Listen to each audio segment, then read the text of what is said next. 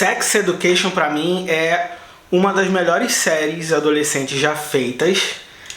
E acredito que assim, ela tinha que passar em escolas mesmo para as adolescentes se educarem sobre a questão sexual, entendendo que a questão sexual é uma jornada individual, cada pessoa tem suas próprias questões para lidar. E aí a gente fala de determinadas questões pra gente saber mais do que só se respeitar, respeitar o outro. E eu acho que a série faz isso muito bem. E aí eu terminei a terceira temporada, e aí eu vi alguns comentários, muita gente já concorda comigo, mas esse vídeo é para as pessoas que não concordam. Que é assim, muita gente ainda não gosta do Adam. E o Adam é o melhor personagem da série. Ponto. Melhor pessoa? Não é.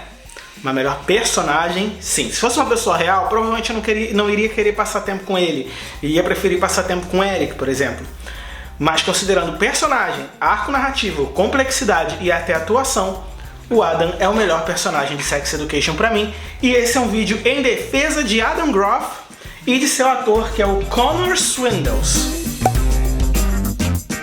Obviamente tem obra, mas seja muito bem-vinda, muito bem-vindo ao meu canal. Meu nome é Renan Wilbert. Se você é novo, nova por aqui, não deixa de se inscrever nesse botãozinho vermelho aqui embaixo para fazer parte da nossa comunidade.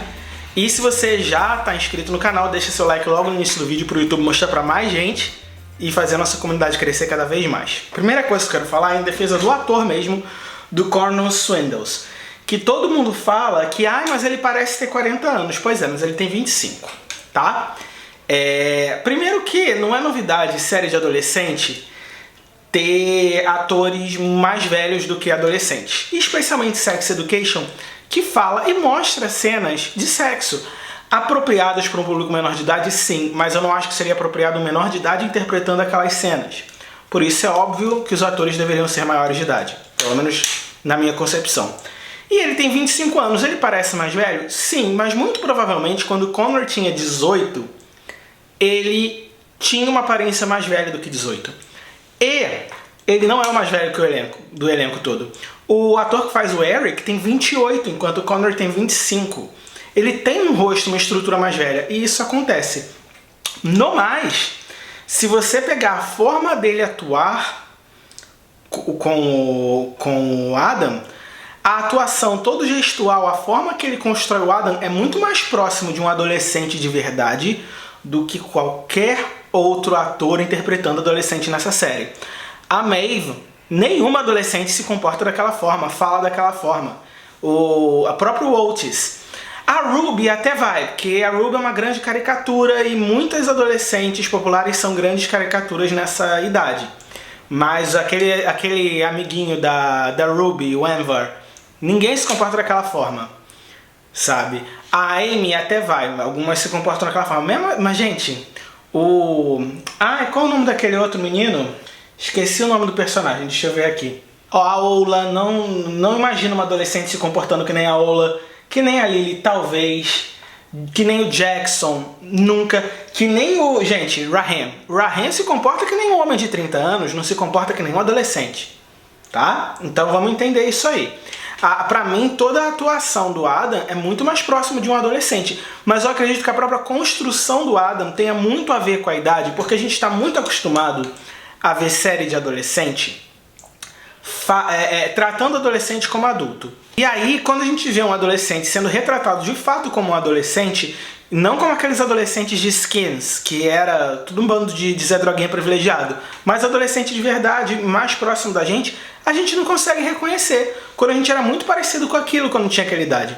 Um adolescente na idade do Adam tem muita dificuldade para entender o que sente, para processar aquilo e muito mais dificuldade ainda para botar para fora. Faz muito mais sentido o Adam ser daquele jeito do que aqueles adolescentes que sentam e conversam longamente sobre as suas questões, porque adolescente tem dificuldade de fazer isso. Então eu acho que é muito fiel à adolescência real, o que o Adam passa. Já vou chegar no ponto da homofobia, da descoberta dele e tudo mais. Quando eu digo que ele é o melhor personagem, eu acho assim, o Eric é uma pessoa maravilhosa, a risada dele ilumina o planeta. Porém, se você for pensar em arco narrativo, gente, não tem como você fazer uma série só com personagens maravilhosos que você ama, que você ia querer dar rolê.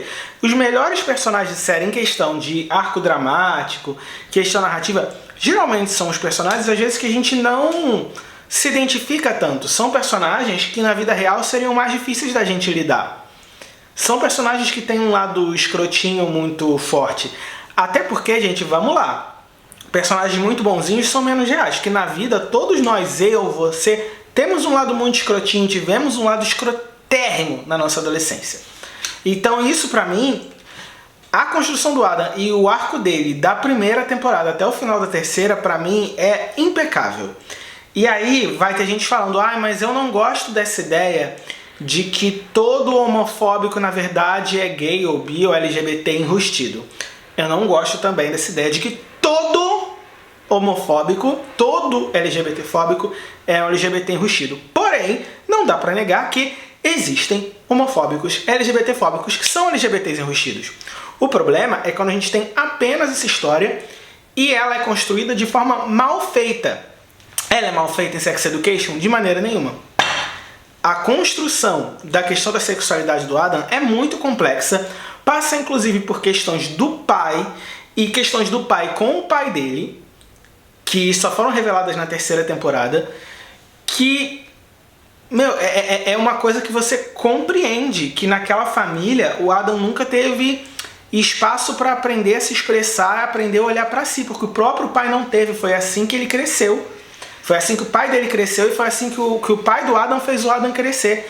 Então era óbvio que ele nunca ia conseguir olhar para si fora da cis heteronormatividade. E muitas vezes a gente ataca e quer destruir no outro aquilo que a gente não gosta em nós e não consegue destruir em nós. E é isso que ele faz em toda a primeira temporada com o Eric. Tem outra coisa que as pessoas reclamam, que é a ideia de se apaixonar pelo bully, pelo opressor e parar pimpão. O que de fato é ruim. Porém, o Adam fazer bullying com o Eric, o Adam se descobrir depois bissexual e a relação dele com o Eric não se dá assim. A gente tem toda uma temporada, do final da primeira temporada até quase o final da segunda temporada, o Adam só se fode e basicamente não tem uma relação ali com o Eric acontecendo. A história do Adam na segunda temporada é do Adam com o Adam, em o Adam se entender, e só depois que o Adam se entende num nível mínimo, né, que ainda falta muito para ele se entender, é que ele vai atrás do Eric, quando ele tá pronto. E aí, gente, vocês também estão cobrando que o Eric, que é um adolescente na série, tenha uma mentalidade desconstruída, que, desculpa, quem aqui tinha mentalidade desconstruída assim aos 17, 18 anos? Eu não tinha. Especialmente quando você tá na escola, quando você é um dos poucos LGBTs e o outro gay assumido, que é o Amber, é um grande de um escroto e caga na cabeça do Eric, aí você tem o Adam que de fato está interessado no Eric, e aí o Eric foi. Aí teve a parada do Raheem. E, gente, desculpa, às vezes você tem uma pessoa que tá afim de você, que é muito legal, que é muito bonita, que no papel daria super certo com você, mas você não é afim dela. Acontece. Às vezes uma pessoa é maravilhosa, mas você não é afim dela. Você não tem que ser afim de uma pessoa só porque faz sentido você ser afim dela, sabe? Eu entendo que toda a questão que se passou com o Eric, principalmente na primeira temporada, bate em muitas pessoas de forma muito pessoal. Porém, temos que entender que o que acontece com o Eric não acontece quando você vê na tela, não está acontecendo com você, está acontecendo com aquele personagem. Você pode ter tido uma história muito parecida, mas você não está vivendo aquela história que você está vendo. Aquela história tem a lógica daquele personagem, dentro daquele contexto. E no fim das contas, a história do Eric passa pela do Adam passa pela do Eric, mas cada um tem a sua própria história. E assim, se a gente quer viver num mundo melhor, a gente tem que entender que as pessoas são capazes de evoluir, a gente não pode ficar para sempre odiando o Adam pelo que ele fez na primeira temporada. A segunda temporada é assim, ele já pagou por tudo que ele fez. O menino foi expulso de casa, o menino só se fudeu. Agora ele tá numa situação melhor. E ele tem direito de ser feliz, de se encontrar. E a terceira temporada passa muito pelo Adam se encontrando. Eu gosto muito da questão, pode de repente na quarta temporada, se tiver, eles falarem que de repente o Adam tem algum distúrbio de aprendizagem, uma dislexia, ou talvez esteja até no espectro pela essa dificuldade de se relacionar e se comunicar, ou talvez seja só da personalidade dele mesmo, seja só da idade dele mesmo. Mas eu gosto muito como a terceira temporada mostra que inteligência não é só o que a escola bota. Como a terceira temporada mostra que o sistema educacional é bastante falho, não só na questão de educação sexual, mas na questão de entender as individualidades das pessoas. A inteligência do Eric a inteligência do Adam é muito bem aplicada quando ele lida com a cachorrinha dele. E não quer dizer que o Adam não queira fazer as outras coisas. A gente vê que ele se esforça nos estudos, que ele tenta escrever poesia, e ele tem as dificuldades e ele tem as facilidades, e cada pessoa tem as suas, sabe? Eu acredito que a história do Eric com o Adam tenha acabado para que numa quarta temporada a gente tenha uma história muito boa com o Eric e uma história muito boa com o Adam. Não me surpreenderia se o Adam ficasse com o Raheem, não desgostaria se o Adam ficasse com o Raheem, e aí o Eric vai encontrar outras pessoas, até porque, gente, é uma série de high school, ninguém tem obrigação de encontrar o amor da vida no ensino médio, tá? Por mim, inclusive, eu acho pouquíssimo realista que as séries vendam isso. Pra mim, todo mundo nessa série de high school terminava solteiro, porque, assim, ou um casal que seja, sabe? Eu no ensino médio estudei com uma galera e tem um casal que tá junto até hoje, mas é só. Todos os outros acabaram terminando, foram viver suas vidas, porque acontece, gente. É raríssimo você no ensino médio encontrar algo na sua vida que seja pra sempre. Poucas coisas na vida também são pra sempre, né, gente? Você também, quando você encontrar o que for pra sempre na sua vida, você vai encontrar, sabe, no tempo certo. Aliás, uma curiosidade, o ator, apesar de parecer, não é filho nem do ator que faz o pai dele, né, o Connor Swindles, não é filho do ator que faz o pai dele na série e também não é filho do Sérgio Moro, apesar de parecer muito.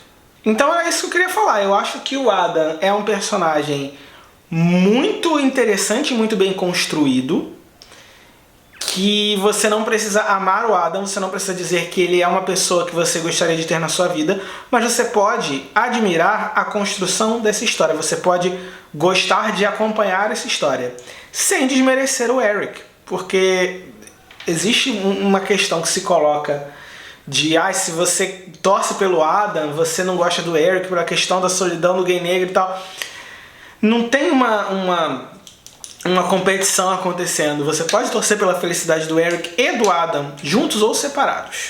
No caso, eu torço para eles ficarem felizes, cada um no seu canto, e serem gratos por terem vivido essa história, que foi muito boa e muito ruim com ambos, em momentos diferentes. Inclusive, eu acho que faltou um debatezinho sobre relacionamento aberto no final, naquela que... Se você ver a terceira temporada, você sabe. Faltou um debatezinho sobre relacionamento. O Eric podia ter pensado nisso. Não que eu acho que o Adam fosse aceitar, mas tá aí. Adoro essa série. Netflix, começa a produzir a quarta. Se alguém perguntar, diz que eu autorizei. Pode ir produzindo aí. Quero na minha mesa em até o meio do ano que vem, tá, Netflix? Estamos conversados. Muito obrigado por assistir esse vídeo até o final, a gente se vê no próximo. Tchau, tchau.